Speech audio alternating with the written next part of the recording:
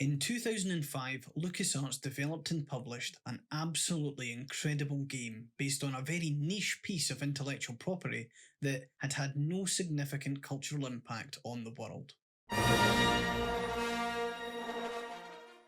Star Wars Republic Commando showed a darker, grittier world that was only ever hinted at in the films, which largely focused on 1.5 families who ruin everything for everyone in the universe. Republic Commando was the Star Wars shooter that we'd all longed for. Yes, I know, the good battlefronts were amazing, but they were designed to feature large-scale battles, tied closely with the films, and they were all played primarily in third person. And just like the films, Battlefront made you feel like you were experiencing the Star Wars universe from a almost withdrawn big picture perspective. And this was largely due to the expendable nature of all the characters in Battlefront because it was a multiplayer focused shooter.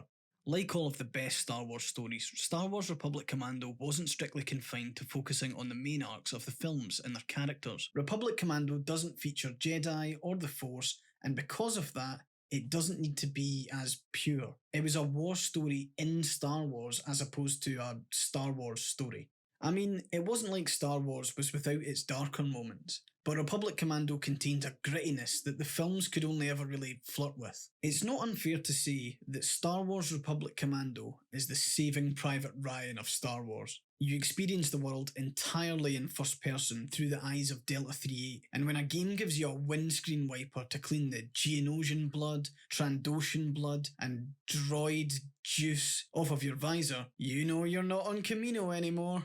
Republic Commando was developed by LucasArts and released just a few months before Revenge of the Sith came out in cinemas. The game follows a squad of Republic Commandos, funnily enough, a team called Delta Squad on their missions throughout different points in the Clone Wars. The first time I ever got the chance to play Republic Commando was actually the demo which was included as part of Star Wars Knights of the Old Republic 2. Young me was absolutely obsessed, and I'd often load up Knights of the Old Republic 2 just to play the demo for Republic Commando. I would play the same small level over and over again until I finally managed to get the game for real and play it. As mentioned, you play as Delta 38, the leader of your elite commando squad, and the game begins with a montage of your development. You start out in a test tube on Camino, to sitting in class with some of the other clone kids, to combat drills, and then to eventually loading up for the attack on Geonosis. It's a fairly quick run through of the life and training of a clone, and it helps cement the feel of the game as it's shown entirely in first person, allowing your character to look around during the montage. It's absolutely hammering the message that you are a clone and this is how you'll be seeing the world for the duration of the game. And I'm glad they did that, because if you had a cutscene from the film of Obi-Wan looking out on the clones from a high platform, then the game would have had a harder time establishing the core premise of the game. You're also introduced to your squad, Delta 62, 40 and 07, but you get to know them better as Scorch, Fixer and Sev, and they all each have their own distinct personality. Originally, each squad member was going to look pretty much the same, which I suppose comes with the territory when you're a clone, but prior to the game's release, George Lucas asked if they could all have their own distinct colours, a way to further differentiate and style the characters. Late in the development cycle, Star Wars creator George Lucas suggested that the Commandos wear color-coded armor to differentiate one from the other, and to capitalize on the visual metaphors he was exploring for Episode 3. This was a great decision because the visual differences between the commandos reinforced the different personalities and brought in a whole new way of viewing the clones, not just in the context of the game, but the context of Star Wars as a whole. And the banter between each commando is a world apart from how flat all of the clone troopers seem in the films. Sir, I have 5 special commando units awaiting your order, sir. Another thing that reinforces the uniqueness of each clone is that only Delta 38 is voiced by Temuera Morrison, who played Jango Fett, and there's a theory that this is because Boss, the main player character, hears his squad mates differently because he actually views them as different people, despite all of them being clones. Republic Commando contributed far more to Star Wars and how we view the clones than it gets credit for.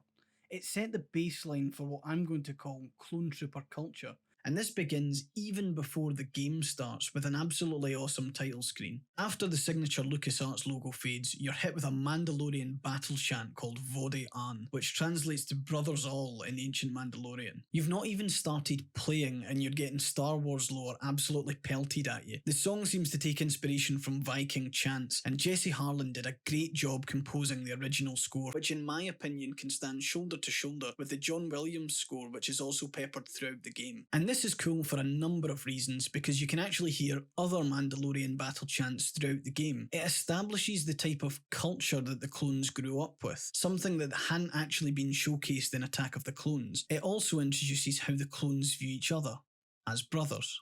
What's even cooler is that this is an original score, and it introduces new music that exists within the Star Wars universe. While the music's not presented diegetically, yes, it turns out that the clones are not in fact tuning their radios to Mandalorian FM, its actual existence within the Star Wars universe allows the audience to be introduced to not only a cool piece of music, but to the history and culture that the song introduces to the universe that it inhabits. This music would actually go on to be reused in Star Wars: The Old Republic: Knights of the Fallen Empire.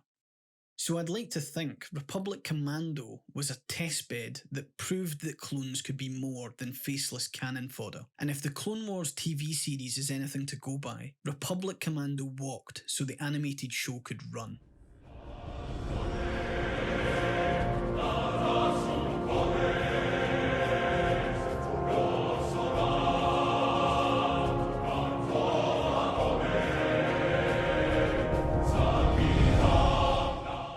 Republic Commando hoped to capitalise on the success of other squad-based tactical games like Rainbow Six, but took a slightly more simplified approach rather than the densely packed UI of the other titles. The decision was made by the development team to have orders be issued to squad mates on the fly, simply by aiming at things and issuing a preset command within the game, rather than as a separate screen. These mechanics are actually pretty good to an extent. You can issue general commands like to form up or to secure a specific area, or you can give more specific orders to a squad member like plant a demolition charge, hack a console, fire a turret, or use a specific weapon behind cover. These are all great, and they all match the skill set of your squad. Scorch is the squad's demolition expert, Fixer is good at hacking terminals, and Sev seems to just love killing things. Getting acquainted with the locals, eh, Sev? That was fun. My only gripe with this is that none of these skills matter at all. Now, I'm not sure whether this was dropped for a lack of time or whether the development team wanted to really simplify squad-based mechanics, but for a game where each commando was designed to be distinct, there's no benefit to doing a particular action with any particular squad member. Scorch doesn't plant demolition charges any faster, Fixer doesn't hack consoles any faster, Sev doesn't Sev any faster?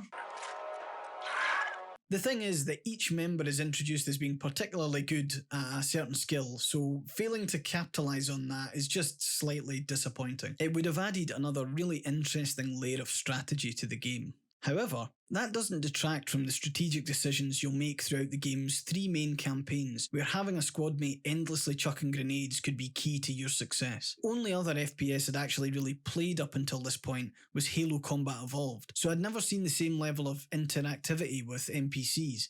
It was pretty neat. One of the other elements that I'd never seen before in a video game was squad revival. When you run out of shields and health, you or a member of your squad go into an incapacitated state. There's some strategy to this as well. Do you wait until it's safe? Do you ask a squad mate to try and revive them while under fire? Or do you even try and do it yourself? Of course, if you and all your squad mates are incapacitated, then you'll restart from a checkpoint. Now, some people loved this mechanic, and others absolutely hated it, but to be honest, I loved the ability to tell the squad to stay on task and not revive me yet, because it hinted that the AI were actually semi-competent and not completely insufferable. And for the most part, the AI in the game is pretty good. They'll take cover behind doors and objects and generally not go completely out of their way to get killed. The game doesn't feel like one big escort mission, and they'll even retrieve health automatically if they go near one of the Bacta stations dotted around the levels. The squad mechanics were done so well that even 10 years later there's articles asking the question why Halo 5 didn't try to replicate what Republic Commando had, which is made all the more bizarre by the fact that both games had the same creative director. Overall, for a squad-based FPS game in 2005, The squad is pretty good. It lacks in some mechanics for a higher level of more strategic gameplay, but the AI is intelligent enough to avoid being really frustrating while also being competent enough to kill enemies, which is good. I guess. Yeah, that's good, I suppose. The first section of the game takes place on the very first day of the Clone Wars on Geonosis. It feels like a standard blockbuster Star Wars opening that we're all used to by this point. It's fast-paced, action-packed and loud. You start on an LAAT gunship with another clone as you drop from the assault ship and head to the surface. It's here you get introduced to your advisor, who gives you orders via hologram. It definitely feels like the game's trying to be a military shooter, even if it's in the lovable, clunky Star Wars dialogue. Your first objective is to rendezvous with the rest of your squad, as you all took different ships to the surface. For some reason. The game does a really good job of establishing just how much more impressive and imposing you are compared to ordinary clone troopers. If the montage and narration on Kamino, which talked about how you're superior to your more common brethren, didn't give you a good enough feel for it, the first level of Geonosis does. Blaster fire is only a mild nuisance, and other clones cheer you on when you turn up. Hey, 3-5, check it out! Commandos! If they're anything as good as I hear, they can practically win the war themselves! The really good thing about this first level is that the momentum of the level matches how powerful the game wants you to feel as a commando. Clone troopers seem stuck in stalemate shootouts until you turn up and push forward. When I was wee, this felt amazing, and I remember reloading checkpoints to try and save the clones that died scripted deaths just to see if I could save them. There's something interesting about one of the first missions after a montage of the clones' birth and training being that you destroy a droid factory. Now, I'm not going to read too much into it, but you destroy a facility which is essentially giving life to the droids almost immediately after a birth and growing up montage, which seems to be a rather pointed message about how droid-like the commandos are. That, combined with the fact that you can quite literally commit infanticide in this game when you go into the Geonosian tunnels. That's right, when all the just like the simulations chat you hear was actually training the clones to violate Article 3 of the Geneva Convention.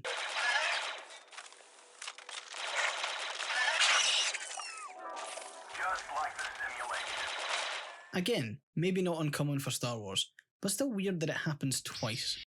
Republic Commando also doesn't get credit for establishing a baseline for the threat that the droids pose to clone troopers. Now remember, by this point we'd only ever seen the clones in action at the tail end of Attack of the Clones and in the 2003 short animated series, which lent itself to a much more exaggerated depiction of the Clone Wars purely to suit the art style of the show. As a clone commando, you shoot your way through all the basic B1 battle droids with relative ease, despite their annoyingly skinny hitbox. The same can't be said for the average clone trooper, as shown at the start of the campaign, which looks to be more of an even match. On the other hand, the depiction of super battle droids in Republic Commando gives an indication as to just how much of a threat they are to clones.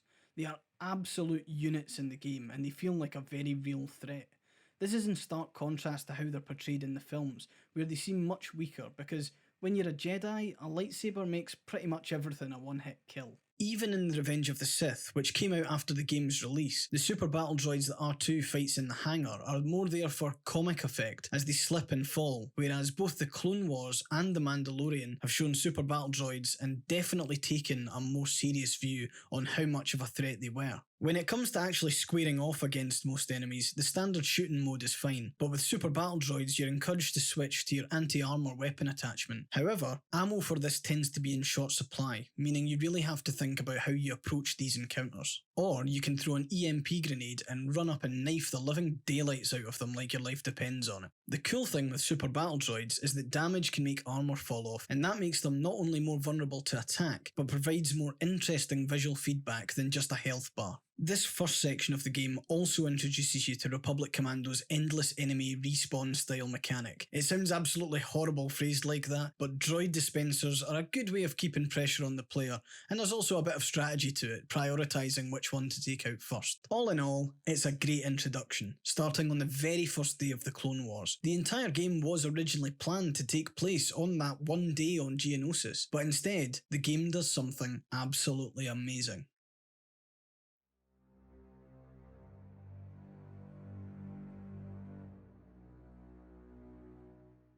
367 days into the war, a missing Republic assault ship, the Prosecutor, has suddenly reappeared.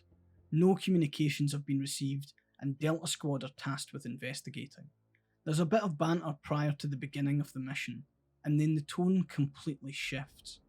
Each squad member has been tasked with a different objective. Unlike on Geonosis, this time you are completely alone. You're completely ripped away from the bright Geonosian campaign and the comfortable support of your 3 squad mates, and you're shoved into the polar opposite, alone on a dark, gloomy ghost ship. The squad mates you relied on to revive you and watch your back provide only brief comfort over short-range radio. Your heads-up display is dark. The markers that indicate your squad have been removed, driving your loneliness home. As you turn on your night vision and creep through the engines, you discover that things aren't how they should be. A dead clone trooper lies slumped against the wall, and it's not long before Scorch is attacked, and his radio goes quiet. 6-2. Delta 6-2, can you hear me? Report. Get off me, you rolling bag of bolts! 6-2. The introduction to the Prosecutor campaign is great, because in the back of your mind there's a wee voice saying, no one is coming to help you. But this isn't a dark, creepy ship in your character's eyes. It's just another day on the job. Now, some might argue that the time jump between Geonosis and the Prosecutor is lazy storytelling, but I think it instead forces us to be in the front seat of a character that's seen the horrors of war by this point, and is indifferent to what the audience finds fairly creepy, which creates a weird power imbalance between you and Boss. The whole ghost ship sequence frightened the hell out of me as a kid. I was so relieved when you first see another clone trooper across the room who speaks to you, only to be distraught when he dies moments later when a scavenger droid attacks him. Boss, however, isn't alarmed by this. As the body of the dead clone falls, he comments saying, What a waste of good genes. There's 2 ways you can view this line. Either Boss thinks the clone himself was a waste of good genes, which is why he calls out the clone for hiding in the torpedo bay, or maybe he's so jaded by this point that he's only passively disappointed by the clone's death. The game wants us to be unsure because at some point between Geonosis and the start of the campaign here on the Prosecutor, the players stopped being Boss and instead has become more of a spectator to him. Unlike how I was at the start of the game, I never reloaded the checkpoint to try and save this clone. The introduction of scavenger droids here is a really clever fake out, because if it's just droids on the ship, then cool, your body count on Geonosis speaks for itself. Wikipedia says at least 75 droids in total were killed on Geonosis, and I must have killed at least like 3 of them. After your first encounter with the scavenger droids, the player almost mentally realigns to the fact that more droid killing is going to happen. It's nothing new, and it's nothing to worry about. But that changes. As you search through the engines, you watch through the vents as clone troopers push and attack, only to hear a growl and see a body thrown back into view, along with a helmet. There's something worse than droids on the ship. In the next section, you catch up with Sev, and as his symbol reappears on your HUD, it's good that at least 2 of the 4 have regrouped. Wrong. Sev is ambushed and incapacitated by a Trandoshan as another group of them pile into the observation area where you are. As you make your escape, Sev vanishes from your heads-up display. Again, you're alone, only now with the knowledge that both Sev and Scorch will not be coming to save you. Fighting through the ship, you'll encounter a group of clones fighting some Trandoshans. After helping them, there's a really good contrast between how you were received by clones at the start of the game versus how you're viewed now. A year into the war, and it seems the opinion of commandos amongst clones has shifted to borderline resentment. Even amongst your fellow brothers, you and your squad stand alone. Oh, one of the deluxe models. Come to save us with your superior training.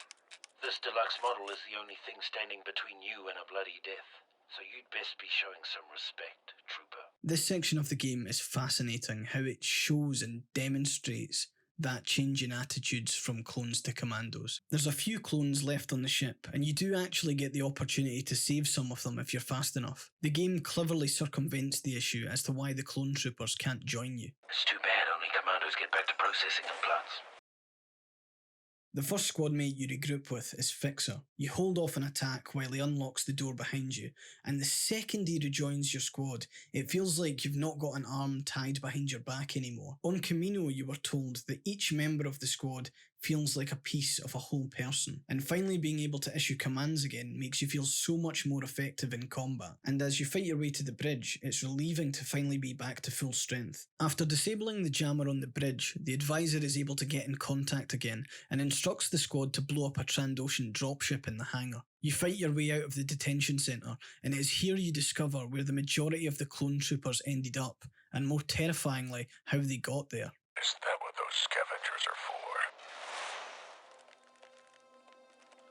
The end of the second campaign is one of my favourite sections in the game. It drives home how much Delta Squad need to fight as a team. A Federation droid control ship is attacking the Prosecutor, and you have to defend 3 hangar bays against a droid invasion. The full arsenal of Delta Squad is open to you by this point. You've been back up to full strength for a while, but this is the only time the game sets you up to use the squad to its absolute fullest. There's more options than there are clones, and it's fantastic. Republic reinforcements appear, and after you program the Prosecutor's turrets, you take down the droid ship. It's a really explosive ending to the Prosecutor level, and it's a world apart from how the level began. The Prosecutor goes really far to reinforce Republic Commando's central message. You can survive when you fight alone, but you win when you're together.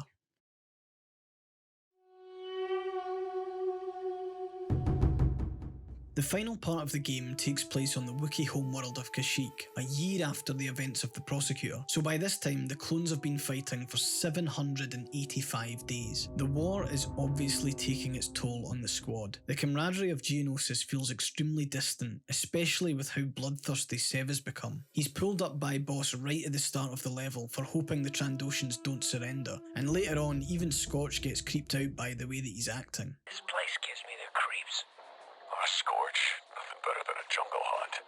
Hiding in the bush, putting a plasma bolt through a hostile's cranium. Makes me feel alive. Now one down. Now 07's giving me the creeps. You could argue that Sev's lines were just supposed to be cheesy levels of badass, and that it's just some banter with Scorch, but that doesn't explain why Boss would pull him up about his comments at the start of the level. Maybe the rest of Delta Squad are becoming more human, weary and tired of fighting, as opposed to their droid-like aggression at the start, and ironically, Sev is the only one not subject to this change. Unfortunately for the game, it becomes increasingly apparent that the final section on Kashyyyk was being aggressively steered towards leading into Revenge of the Sith. While Kashyyyk is a good campaign, it really didn't need the movie tie-in. The only positive thing I can say about Kashyyyk is that it really stresses the time between the end of Attack of the Clones and the start of Revenge of the Sith. In the Wookiee city of Kachiro, it's unfortunately here where you see the game start to slip off the rails. It's not that the fights aren't engaging, but you can definitely see rooms begin to repeat themselves. For some reason, Geonosians show up, and even decide that this would be a great spot for a nursery. It's not terrible by any means, but you can definitely see the time constraints playing a role here. The final confrontation sees you using 4 turrets to blow up a droid cruiser. Each commando is tasked with aiming a turret, and as a squad you drop each other off one by one. Sev takes the first turret, followed by Fixer, then Scorch. Finally, you make your way to the last turret. Once the droid ship is destroyed, your advisor orders the squad to regroup at Boss's location. You're joined by Scorch and Fixer, but here's Sev getting attacked on your radio. Boss rallies the squad to prepare to go after Sev, but is cut short by the advisor, leading to this finale. Delta Lead, get your men under control. One commando is not worth risking an entire operation. One commando? He's talking about my pod brother. Hold on, advisor. What do you mean, an entire operation? I can't believe it. Why say pod brother rather than just brother? We hadn't heard that up until this point, and it's much narrower than the Brothers All music they were introduced to on the title screen. Now, if you look around at the very beginning of the game, you actually see 3 other clones that are floating around in pods surrounding you. These are your brothers, not the wider clone army that throughout the game has become much more distant. By the end, Delta Squad is isolated. They only have each other. You feel the words of the game's opening echo in your mind. You are each a piece of a whole person. They're no longer whole, and they're stuck doing whatever they're ordered to do. They were so close to being human and disobeying orders to rescue their brother. While he's easily the most distressed, Scorch seems fine moments later when he catches sight of the Republic invasion force. The reality is that they are what they always have been: soldiers. The ending of the game is bizarre. As your advisor's demanding that you get your squad under control, the gunship flies above the trees and you see the beginning of the Republic invasion force, and over the radio you hear Yoda. Rendezvous with Delta Squad, we must. Upon them, we rest much hope. Wookiee freedom must not be sacrificed. Wait, what? Rendezvous with Delta Squad we must? Upon them we rest much hope? Apparently not much hope was resting on Sev, considering you just ordered us to leave him behind. 15 years after the game's release, and I still experience what I can only describe as an emotional and thematic whiplash. You've spent the entire game being a cog in the machine, and now at the last possible moment, the game's trying to make Delta Squad into some sort of central feature of the Republic's military. It is such a departure from the rest of the game. A game designed to show the universe from a point of view away from the high fantasy Jedi and Sith conflict, and this final moment almost completely undoes the entire concept of a boots on the ground grittier view of Star Wars. And I don't particularly mind Sev going missing. If anything, that set the game up for a really cool sequel. But it's funny how by trying to shove the game into the core Star Wars big picture stuff, it completely lost me at the end. That's not what Republic Commando was ever about, and we didn't need a Jedi cameo. You could have had some other pressure forcing Delta Squad to evacuate, instead of pretending an entire Republic invasion somehow hinged upon Delta Squad.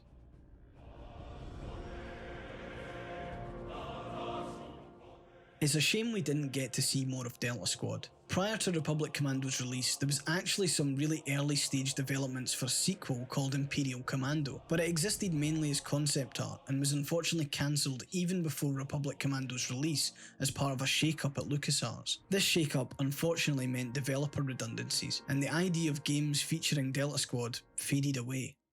However, the same can't be said for the legacy that Delta Squad left. Renowned science fiction writer Karen Travis wrote several books as part of a Republic Commando series. While the first book, Hard Contact, didn't feature Delta Squad, all of the other books in the series include them, and they fill in the gaps between the game's 3 campaigns and beyond. Unfortunately, like most of the Star Wars expanded universe, Delta Squad's missions and exploits were lost in the Great Canon Purge. The game and books are no longer considered part of the official canon. However, Delta Squad themselves were saved by the smallest of cameos in the Clone Wars TV series, and although never officially confirmed, it's pretty apparent they were a strong inspiration for Season 7's The Bad Batch. Republic Commando also saw the first ever use of the term clanker to describe the separatist droids. The term that birthed 1,000 memes and was made popular by the Clone Wars animated series was actually first uttered by Sev, who uses it multiple times throughout the game. And why would the Seps be selling clankers to slavers? There's people out there who long for EA in their infinite wisdom to either remaster Republic Commando or develop a sequel. I would absolutely love to see either, but I think I would have loved to have seen a sequel in the couple of years after this game's initial release. I genuinely think it could have been one of the bigger players up against the likes of Halo or Call of Duty. However, the closest we've got was that the Clone Commandos were added to EA's Battlefront 2 during the Cooperation update in September 2019, so in small ways, the Commandos live on. There's an alternative timeline where LucasArts didn't cancel Imperial Commando and instead built upon the grittier, exciting universe that it had opened the door to. I wonder what else goes on in that universe.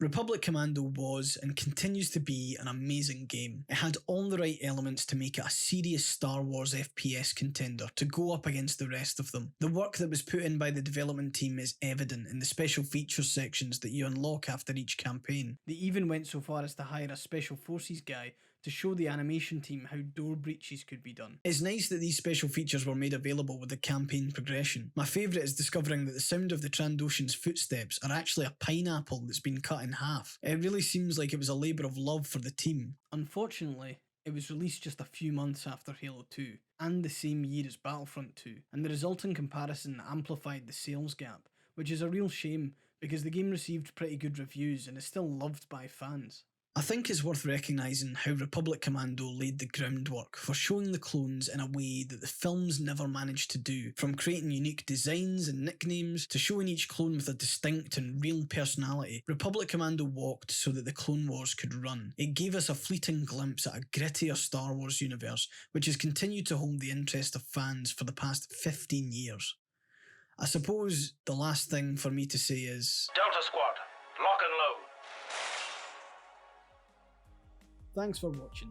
If you like this video, please subscribe and give me a thumbs up. And if you really like me, please consider giving me all of your galactic credits so I can create more things for you to watch.